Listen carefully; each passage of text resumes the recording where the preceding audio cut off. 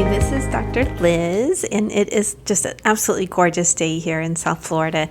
It is like in the 70s, mid 70s or so, and beautiful, windy. Like it feels cool to us. And I know that that's like completely insane for the rest of the country right now. It's like late October when I'm recording this, and most of the country is already pretty cold, but it is gorgeous for us. I really wish it was this way all year round. So just to give you an idea of what the weekend is like here, what I decided to do is do a part 2 around dissociative disorders and what is dissociation, because I was reviewing this with one of my friends, the previous episode with one of my friends, and she had so many like great questions that I thought, oh, my listeners are going to have these same questions. Like, let me go ahead and do a part 2, and then hopefully that'll answer some of them and give you a better idea of what I'm talking about. So first, I'm going to talk about what is a dissociative state and positive dissociative states, and also negative or dysfunctional dissociative states. And then I'm going to talk about dissociative identity disorder and some about borderline personality disorder and how it differs, and there's some overlap there, and also when to get help. Like if you really think you have one of these or you're dissociating in a really negative way, when do you get help? Like when do you seek it? So that's my goal here in this episode. So let's talk about positive first, right? I often will call this a semi-hypnotic state, when someone is daydreaming or really getting into a book, like everything fades away, right? You're driving home and it's just like you're on automatic. Sometimes getting ready in the morning is on automatic. We all go into these states during the day. Another way to think about this is athletes, right? When they're in the flow, like they talk about everything drops away. They are just in the zone. That is really like a semi-hypnotic dissociative state right there. Like it's a positive one. It works really well for their lives. And, it's everybody sees that as positive, but that's what it feels like. Artists will talk about this when they're creating. Writers, absolutely. Like I could speak for myself. When I start to write, often time disappears and I will look up at the clock and be like, eek, like I have 10 minutes to get ready, eat and go, so the time just absolutely disappears. That is like a dissociative state, but that's a positive one that works for my life or may work for your life. Therapists sometimes describe this too, when they're in their flow with the client who's like working really hard, and you'll look over the clock and you have 5 minutes left in the session. And again, it's like, oh my gosh, we only have 5 minutes left. So most people have some sense of what this feels like when they're working well, or often business people will talk about this, and like they're making a business deal and they're in it and they're in negotiations and everything drops away, right? It's very similar to that. Often though, a dissociative state feels more like unreal, like everything else on the outside doesn't feel as real. So let's talk about how it shows up negatively or sometimes goes into dysfunction. Okay, so addiction is a perfect example of this. Addicts often describe this when they're in addiction or right before an addictive episode. So overeaters, sex and love addicts, gamblers, the casino itself creates a dissociative state, like on purpose, right? They have no clocks, no windows, no sense of time passing. There's free alcohol everywhere. That is like, oh, you're entering into a world and forgetting everything else. But when you really look at like gambling addiction, that will often be the case. They'll talk about the dissociative state. Drug users and alcoholics absolutely describe this. And often the pull is to enter into the dissociative state, right? To forget everything. They want to escape. But really, that dissociative state starts like right before then. All types of addicts will describe this though. Like something takes them over and they want to do the addictive activity, even though they know it's not good or safe for them. Like they know that.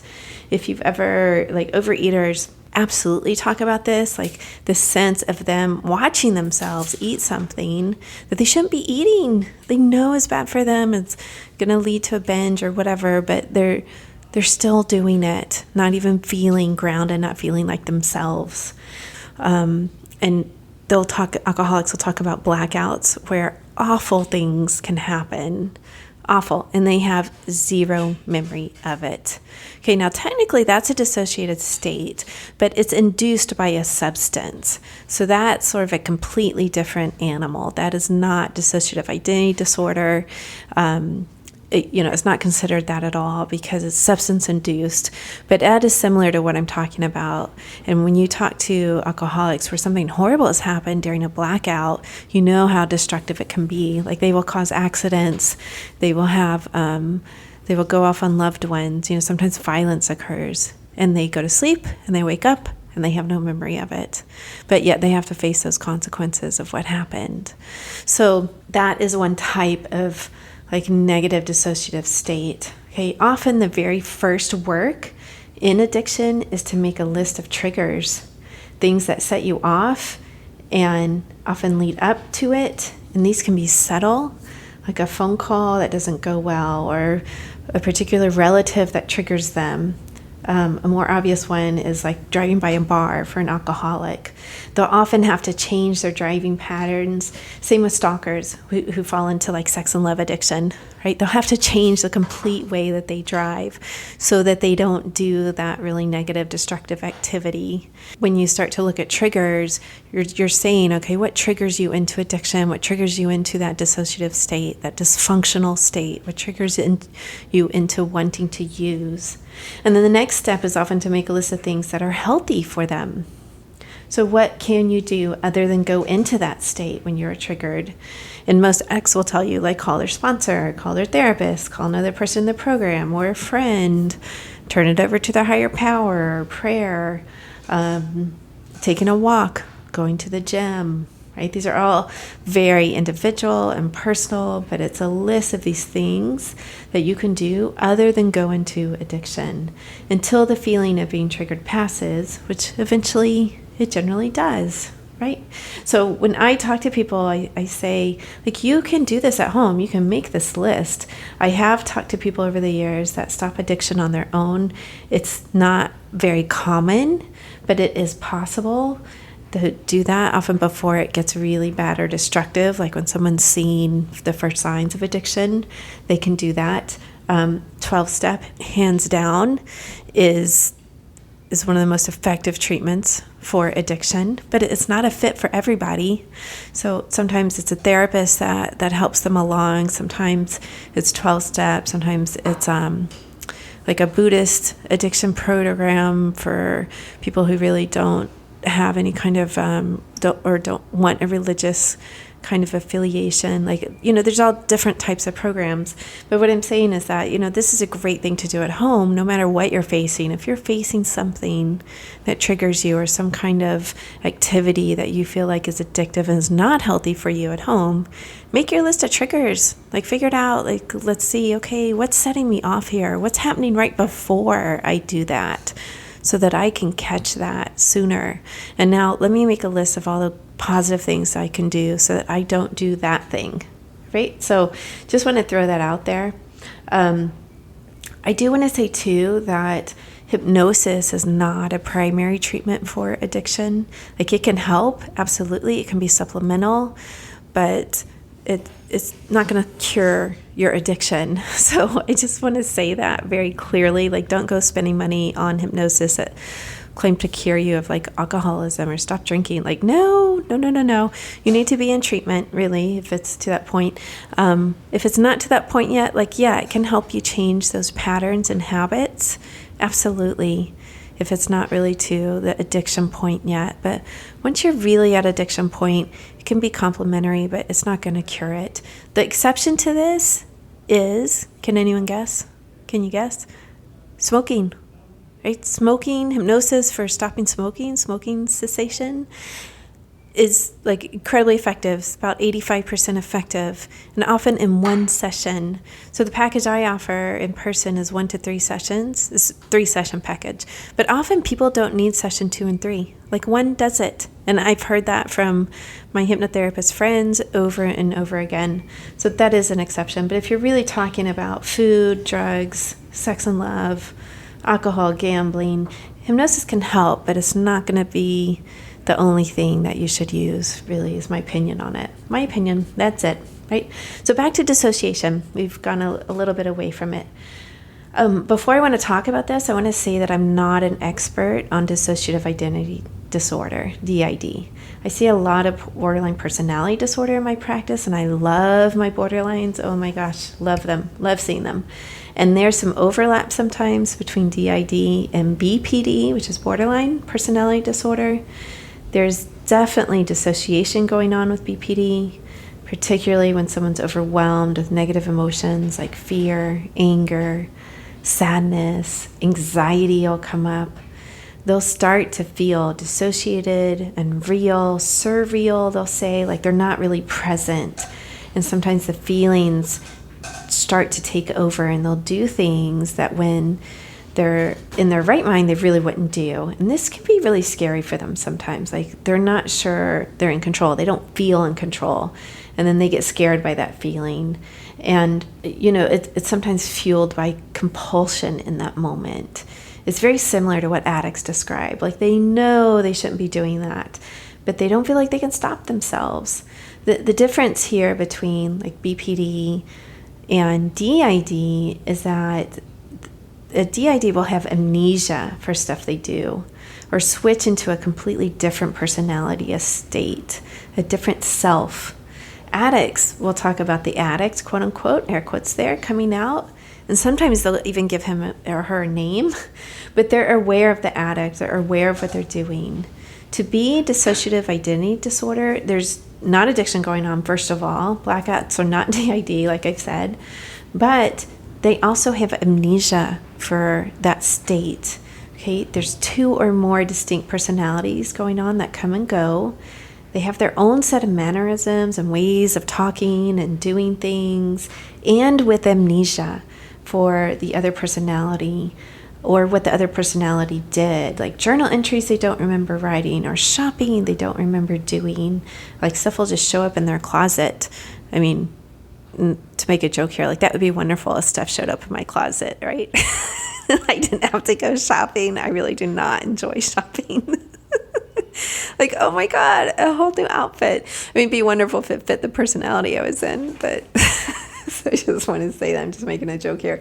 But anyway, like, let's see, shopping they don't remember doing, or an example that the presenter gave at the workshop I just attended is she had a client that would start to run, like the runner would come out, her runner personality, and run miles. And she would find herself somewhere else without her car, like her car's back wherever it was, and with no memory of how she got there. Okay, that is dissociative identity disorder, where that a whole nother personality is coming out that can do that, and there's absolutely no memory of what happened in between. So I know this is hard to imagine sometimes. The person can report this, or loved ones or friends can report this. So friends is often how people start to figure this out, actually. There's this whole like, don't you remember doing X, X, and X conversation that goes on? And they're like, no, So yeah, that's when they start to get a clue, like, what's going on here? It's also not part of cultural or religious practices. So there's some religions that speak in tongues and, want to create that dissociative state going on. That's not DID. Imaginary friends, right? That's not DID. And kids. I love imaginary friends and kids. Oh my gosh. That's a lovely experience that children have. That's not DID. So don't worry about that if you're a parent. So what's the work in therapy and with hypnosis? That's the question here. The work with hypnosis, how it can be helpful for DID, is to increase awareness of those other personality states, so that the person does have more control, so that the personalities can talk to each other and get to know each other, what's going on, communicate, to decrease amnesia and work more towards what we call entwining, right? Functioning better with awareness, feeling grounded, feeling real, not dissociating.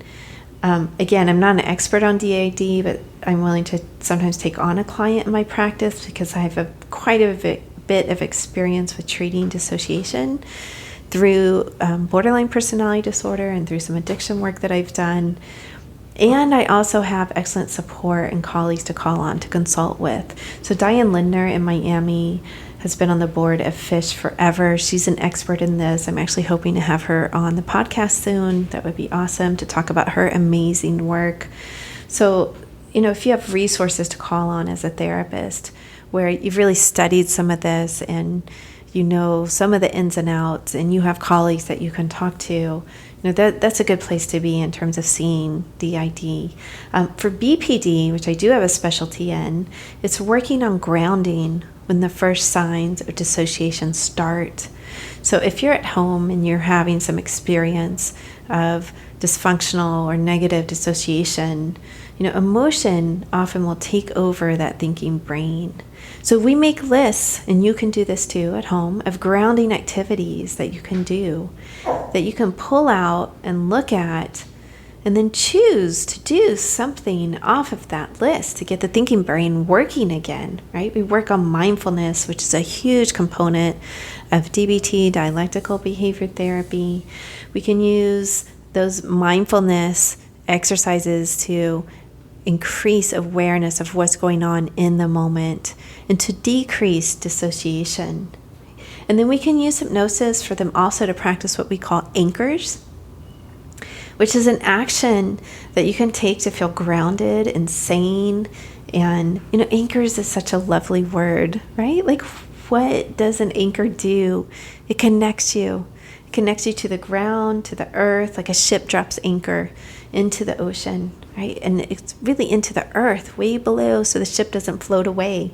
It's the same thing that we're doing when we're creating that in hypnosis. We're creating a lovely technique, a small action or a hand motion someone can do to bring them back to a relaxed state, to bring them back to feeling grounded. Like, you can't be anxious when you're in relaxation. They're opposites. So we work on how do you get into that relaxed state. To wrap this up here, it's running pretty long. When do you seek help? When it causes disturbances or pain in your life, when it causes distress or impairment in functioning, meaning like it's affecting your job or it's affecting your mothering or your fathering, it's affecting your relationships, your work, or your children, or maybe it's just causing you personal distress. Like, you can be really high functioning, borderline, or DID, or a really high functioning addict, right? Like, you have it together on most areas of your life, and then you have this one area that's like, oh geez, oh yeah, no, this isn't working here. So when it starts to get painful, like, yeah, that's a great time to seek help, right? Like, yes, let me get some help with this. Let me feel better. Let me have this not affect my loved ones so much. Let me have a happier experience of life. That's when you get some help. Hopefully this answered a little bit more of your questions about dissociative states and how they function in people's lives, how they may function in your own life. Again, you can always reach out. Let me know your thoughts. I'd absolutely love to hear them around this topic. It's fascinating to me. I love talking about it. So make sure you email me. You can do that through my website, hypnotisemepodcast.com. Always looking for those letters and discussions. All right. Have a wonderful day. Peace, people. Want free hypnosis files or to learn more about Dr. Liz, her books, products, and services? Head over to drlizhypnosis.com to get in on all the great resources. If you liked this episode, do Dr. Liz a favor and rate, review, and subscribe over at iTunes. Or better yet, tell a friend about the podcast so we can continue to grow our amazing audience. Lastly, be sure to send in your feedback to Dr. Liz at drlizhypnosis.com. That's DRLIZ at drlizhypnosis.com. We love to hear from you.